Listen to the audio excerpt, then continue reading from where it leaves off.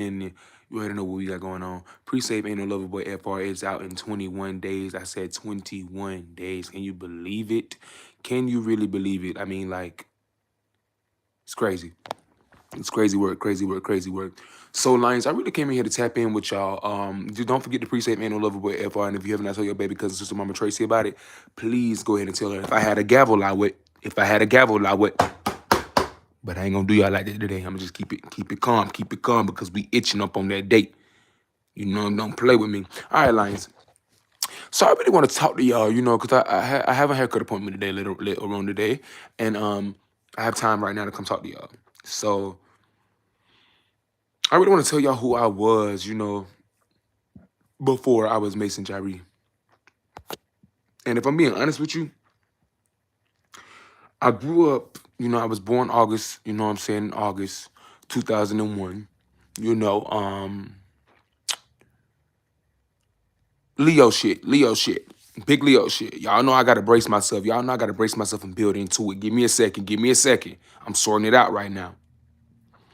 So, big Leo shit. Ever since I was a little boy, I've always been talented. I've always been able to sing. I've always been able to act, and I've always had like a knack for theatrics and stuff like that. I remember one time when my mama was pregnant with my baby sister, and I mind y'all, I don't deal with my family like that, but I'm just going down memory lane with my lions and really with just to talk to y'all about something, you know, just to give y'all some, you know, I got a little free time. So my mom was pregnant with my baby sister, and it was like the middle of the night. And I remember coming downstairs. I had a long shirt on, and I was preaching, and she was just dying laughing. She had just had a C-section, so like she couldn't even really muster it. Like she was just killing herself laughing. I'm downstairs, 5 years old, and God, yeah, I don't know what the hell possessed me to do that. Like I got up out my sleep, walked downstairs to entertain.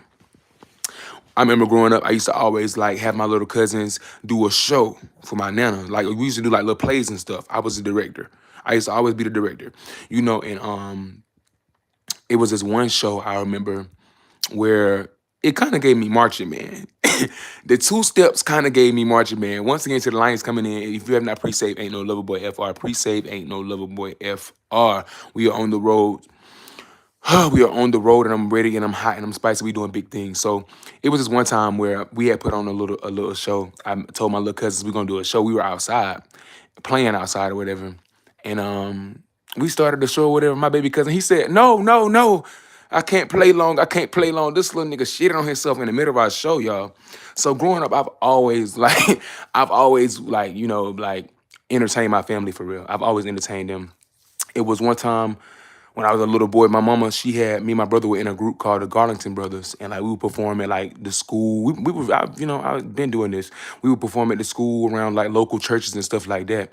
And I remember like we were singing this song one time, and it was like we thought we were singing 2 weeks, but the song was saying two wings, two wings. So we kept saying 2 weeks, 2 weeks to fly away. It was, and then my mom was like, "Y'all, that's not the words."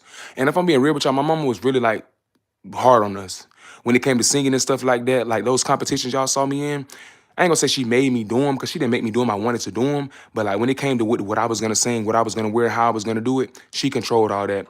And like it would be nights where she would wake me up and she would be like, "Sing the song, sing what you're gonna sing, sing what you're gonna sing." So like, yeah. And me and my brother, we had a lot of gigs. Me and my brother, we had a lot of gigs growing up, and I could tell I was more serious about it because his pitch used to be a little off. His pitch used to be a little off, Lions. It really never used to always be there. But he used to give his best though. But we used to be everywhere. We used to be everywhere. And it's like now that I'm really, I guess not, I ain't gonna say I can't. I mean, cause that was nothing. I was a child then. You know, and with knowing what I know now is like it's crazy. It's crazy that my mama didn't push us further. But it's like good. It's not. I mean, she wasn't finna take everything I got. So it's just crazy. You know, I just have to give y'all some pretense on who I am and what I've been doing before this. You know, it's a lot of I'm working on a big like a video thing, you know, of who I was before who I am now. And I look back at some of those videos of me being like 294 pounds and like you know, like, and I'm just like, wow, I don't even know that person. Or me being young and it's like I don't even know that person anymore. So it's like crazy. And it's like here I am now, superstar, doing big things, achieving my goals. And it's like I'm looking back on everything, everything made sense. It makes sense as to why my mama was so hard on me. It makes sense as to why I was winning those competitions growing up because it's meant for me to do this. It makes sense, you know, why my stuff was slowed down, you know, because it's meant to stick. It's meant to stick. You know, but I was in a group called the Garlington Brothers before I was even Mason the Slayer, before I was even the Slayer, Josh Slade, before I went through phases in my artistry, and now I'm officially Mason Jyree because for one, that's my legal name, Mason Jyree. So what other route not to go?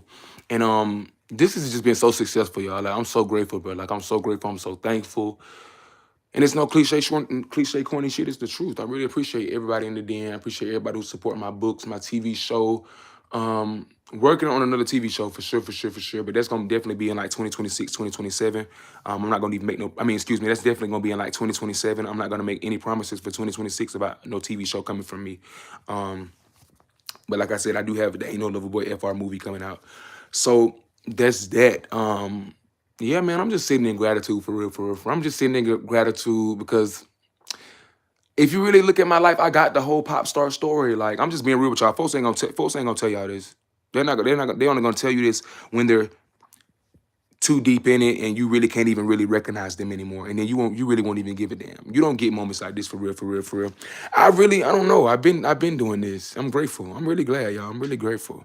Um, it was times like where I feel like it's not every. It would be like competition shows, church events. Like we were everywhere, and I'm just sitting here thinking about this. Like it's in me. This is in me. Like I'm sitting here thinking about the trajectory of my career. You know, 11, 20, 25, being a little nervous. What am I nervous for? I've been winning county competitions, shows where people had to vote for me, shows where people had to cast in a vote. This is nothing. This is nothing. It's just that I'm not singing no gospel hymns. I'm just doing me. I'm just doing me. People don't talk about the how people look at you when you switch up genres or when you really follow your heart's desires for real, for real, for real. So like, yeah, I'm doing me. And whether they like it or they don't like it, I will be, and I am one of the biggest pop star sensations to touch the globe. To touch the globe. We in this until 2065 when I want to lay and sit down and eat cocoa juice. All right? I'm gonna always be myself. I'm gonna always be myself. And I encourage everybody to always be themselves. This is not no play. This is real deal. As a person who I've spent my life, people trying to dim my light, put me in a box and confine me, I'm all about shining.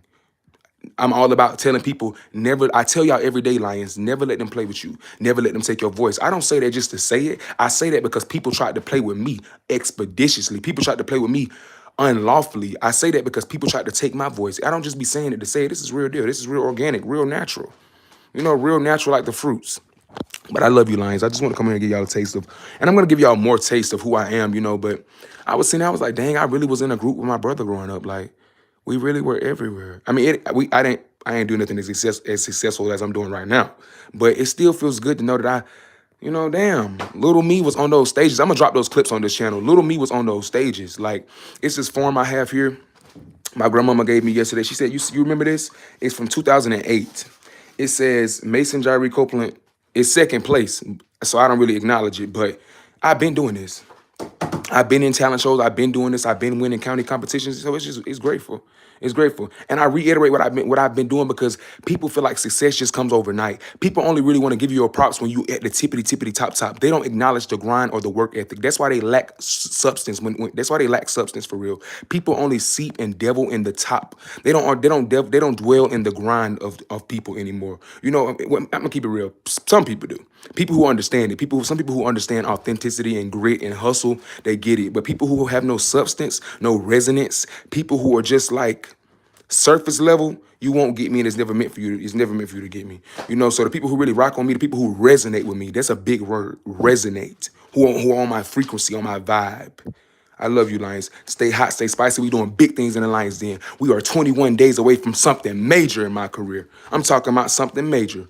I love you, Lions. Stay safe, stay spicy, stay hot. Abonne-toi.